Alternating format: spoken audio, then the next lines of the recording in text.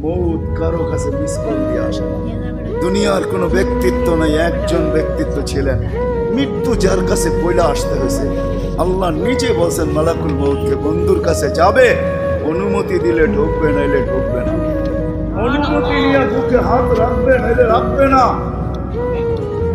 আমার বন্ধুর অনুমতি ছাড়া হাত রাখবে না বুকে।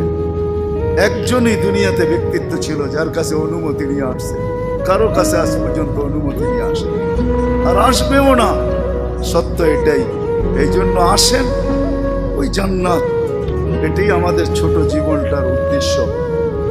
এই জন্যই আল্লাহ ডেলি ডাকে, 5 বেলা ডাকে, গ্যারান্টি দিয়া ডাকে, সিল লাগা ডাকে। ইদা সালুহা সালুহা সাইরুল আমাল।